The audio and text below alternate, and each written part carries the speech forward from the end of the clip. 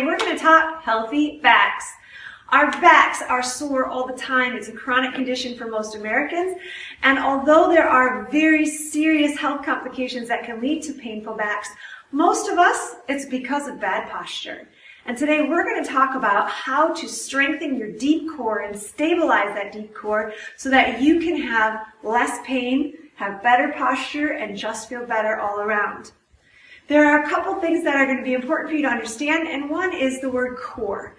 Core does not mean abdominal wall. Doing crunches all day only weakens your core. Core is everything that stabilizes the hips.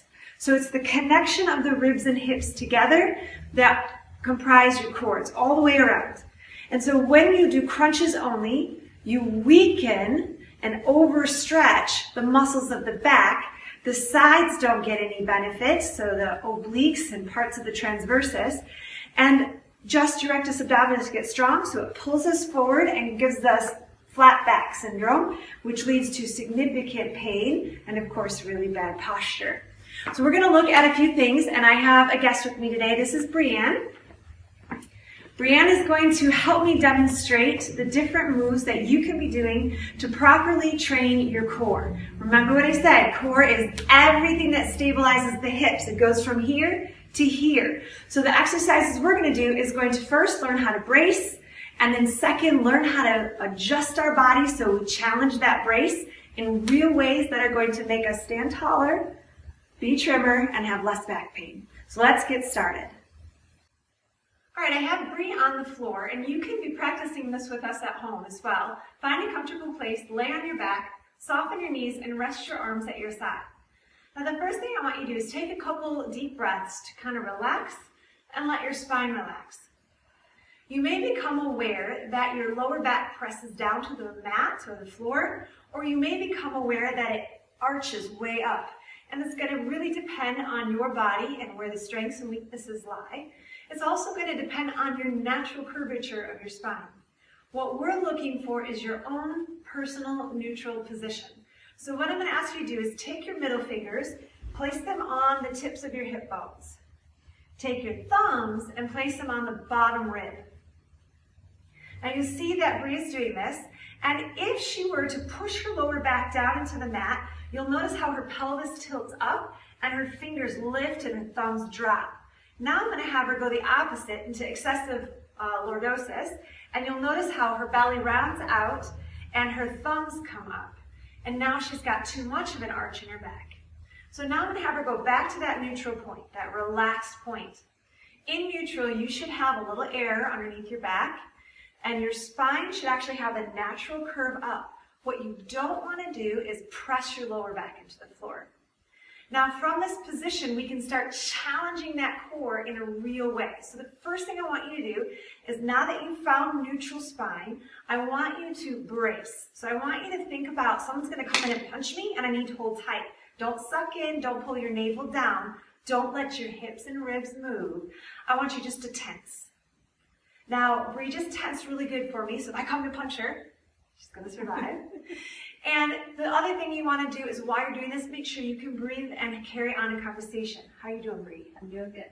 All right, so she's holding tight and we can talk. That means she's bracing properly.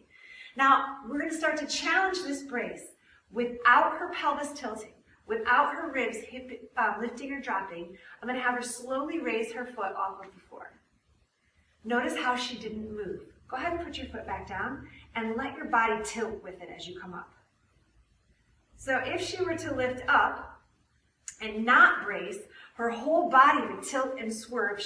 Her lower back would press into the floor, and that would cause that flat back syndrome. We're avoiding that. So I want you to try that at home. So again, fingers and thumbs on your ribs and hips, just like Bree is doing. Brace in a way that's tight, but you can still breathe. And then very slowly raise one foot off the floor without changing what's happening in this abdomen. That is proper bracing. Now you can hold that there for 3 to 5 seconds and then slowly drop it down without moving again. And you can do that 5 times on each leg.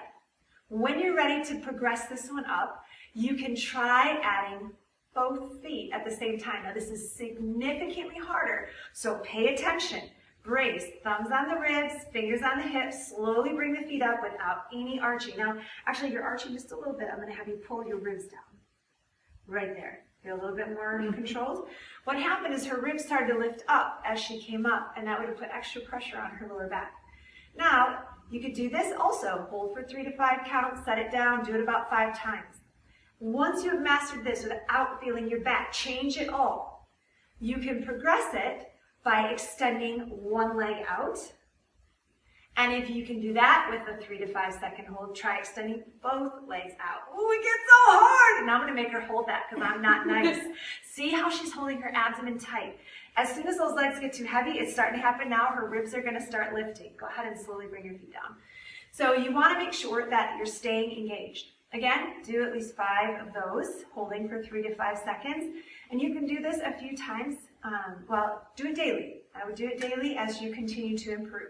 Once you have mastered the brace that way, we're going to flip over and do the brace in the prone position, so face down.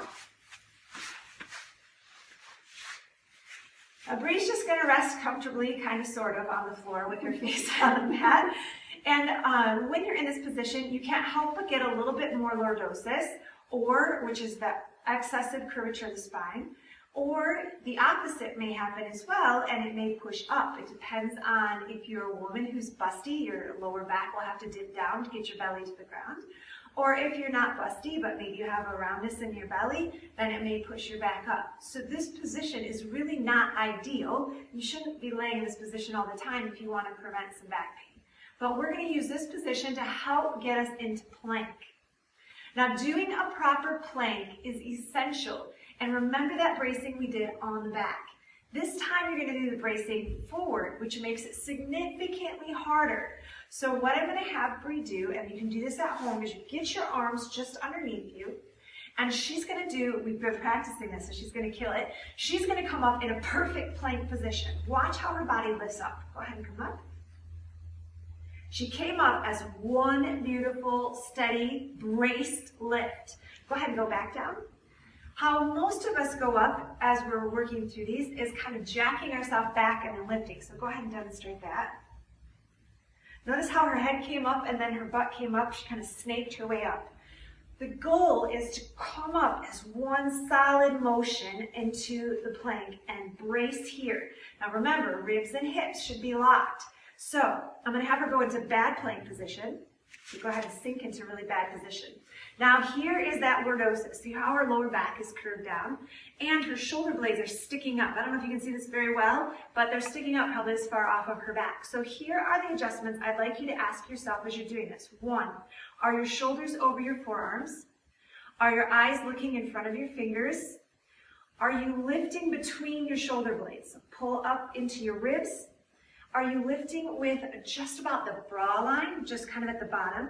And are you lifting the top of your pelvis upward, tucking your tailbone under?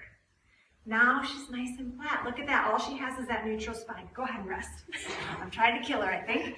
So as you're doing a plank, you start working through those things. 1, are my shoulders over my forearms? 2, is my gaze forward? 3, am I lifting between my shoulder blades? 4, are my ribs level? 5, is my tailbone tucked under so my hips are where they need to be, so I'm fully braced? And do I feel like saran wrap is around from here to here, holding me tight? If I do, I'm probably doing a plank right. Now to progress the plank, I'm going to have Bree come up into a kneeling plank. So level 1 plank, you're on your knees. She's getting that perfect, eyes forward, shoulders over the forearms, lift between the shoulder blades, lift here, tucking the tailbone in. Now, to progress this, she can lift her foot off the ground. If she can maintain good core strength here, then she can lift the opposite arm with the foot. Now we're getting crazy! It is not easy. And another progression would be to go onto her toes and elbows at the same time. So down on your elbows. And she's going to hold that nice plank. Yes, good. And again, she's checking those same things. Shoulders over the forearms, eyes slightly forward, lift between the shoulder blades, lift, brace, tuck, right? That's the goal. Look at that beautiful plank. By doing this, she's having to hold tight to hold this position. It's not easy, but it will take the pressure off your lower back and build that core strength. Now I won't make her do this, but you can also progress here the same as we did on knees. You can lift one leg, and then you can also, oh, she's gonna try, you rock star. You can also lift the opposite arm at the same time. Go ahead and come down. Now that we've sufficiently worn poor Brie out, practice these at home. So first, master the ones on your back, supine, looking up at the ceiling. Work on those ones, master them first, master bracing. Doing them every day. Then start trying to integrate face down, prone, in a regular plank, working on all those things we talked about, always assessing. Head up, eyes forward, shoulders over forearms, lift between the shoulder blades, lift lower back, tilt the pelvis so that my tailbone is tucked in so I get that nice neutral spine. Work on those planks, working your way up to a minute. You don't have to do some kind of crazy 5-minute plank. Work up to a minute, do a few sets of them, do it every day, and you will find yourself standing taller. You'll find yourself having less back pain, and you'll find yourself moving better and more gracefully. I hope you take advantage of this great training. I know it's different than what we normally do. It's not just a hard hit-it workout, but this kind of training is equally important, if not more important than the hard-hitting ones. So train your body, reduce your back pain, have an awesome, healthy, quality life, and we'll see you next time at Healthy Living Teacher on YouTube. Be sure to subscribe.